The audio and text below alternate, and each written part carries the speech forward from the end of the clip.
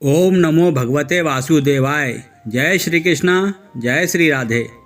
साल भर में 24 एकादशियाँ आती हैं। जब अधिक मास आता है तो उस वर्ष 26 एकादशियाँ हो जाती हैं।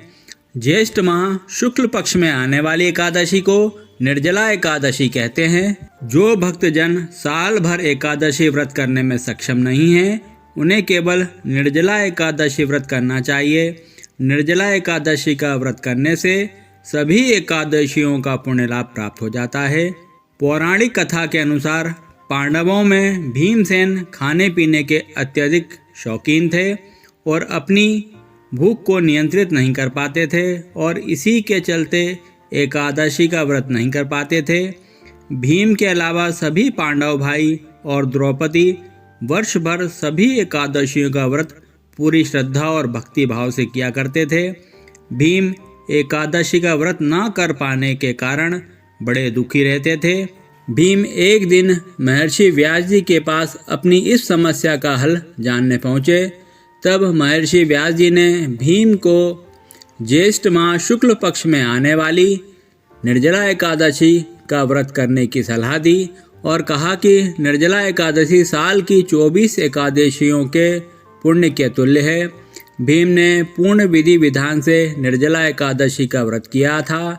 इसी कारण से इसे पांडव एकादशी, भीमसेनी एकादशी या भीम एकादशी के नाम से भी जाना जाता है। निर्जला एकादशी व एकादशी व्रत में क्या करें, क्या ना करें, इसका जरूर ध्यान देना चाहिए। तभी एकादशी व्रत का पूर्ण फल प्राप्त होता है।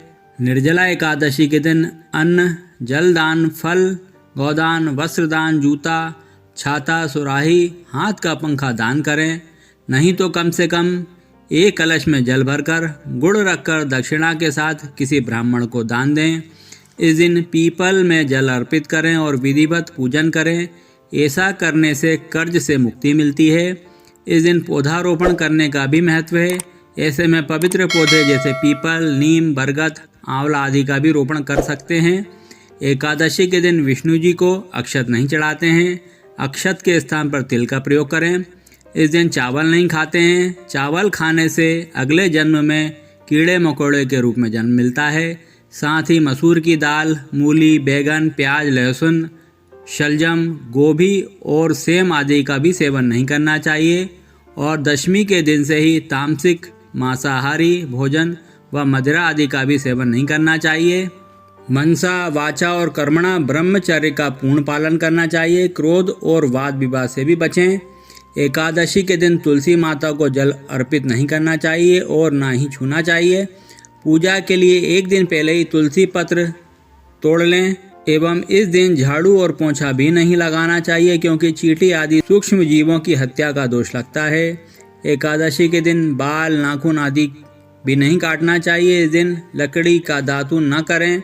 नींबू, आम या जामुन के पत्ते चबाकर कुल्ला कर लें और गला साफ कर लेना चाहिए। निर्जला एकादशी सभी एकादशियों में सबसे पवित्र व महत्वपूर्ण एकादशी मानी जाती है। निर्जला एकादशी का व्रत निर्जल अर्थात बिना जल के ग्रहण किया जाता है। जो भक्त पूरे वर्ष भर एकादशी व्रत धारण नहीं कर पाते हों, उन्हें मात्र निर्जला एकादशी व्रत धारण करने से पूरे वर्ष की संपूर्ण एकादशियों का पुण्य लाभ प्राप्त हो जाता है और अन्य एकादशियों पर अन्न खाने का दोष खत्म हो जाता है। निर्जला एकादशी का व्रत धारण कर यथाशक्ति अन्न, जल, वस्त्र, आसन, जूता, छतरी, पंखा तथा फल आदि का दान करना चाहिए। इस दिन विशेष रूप से जल से भरा कलश, मटका आदि दान करना विशेष फलदायी माना जाता है। इस व्रत के पुण्य प्रभाव से दीर्घायु और मोक्ष की प्राप्ति होती है तथा समस्त पापों से मुक्ति मिलती है। ज्येष्ठ माह शुक्ल पक्ष निर्जला एकादशी का प्रारंभ 30 मई 2023 दिन मंगलवार की दोपहर 1:09 से 31 मई दिन बुधवार की दोपहर 1:43 पर समापन होगा। इसलिए उदया तिथि की मान्यता अनुसार निर्जला एकादशी का व्रत 31 मई 2023 दिन बुधवार को धारण करना उचित रहेगा तथा निर्जला एकादशी व्रत का पारण 1 जून 2023 की सुबह 5:23 से 8:09 के बीच किया जा सकता है। दशमी तिथि से ही एकादशी व्रत का पालन करते हुए एकादशी के दिन प्रातः जल्दी उठकर स्नान आदि से निवृत्त होकर स्वच्छ वस्त्र धारण करें। फिर भगवान सूर्य नारायण व तुलसी माता को जल अर्पित करें। भगवान विष्णु जी का ध्यान कर व्रत धारण का संकल्प लें। एक चौकी पर भगवान विष्णु जी व माता लक्ष्मी जी की मूर्ति या चित्र स्थापित कर पीले फूल, चंदन, पान, सुपारी, तुलसी दल, ऋतुफल, मिष्ठान आदि का भोग लगाकर पूर्ण भाव से पूजा करें। निर्जला एकादशी की कथा पढ़ें या सुनें। भगवान विष्णु जी के मंत्रों का जाप व विष्णु चालीसा, विष्णु सहस्त्र नाम का पाठ करें। अंत में कपूर व घी युक्त दिए से भगवान की पूर्ण श्रद्धा भाव से आरती करें।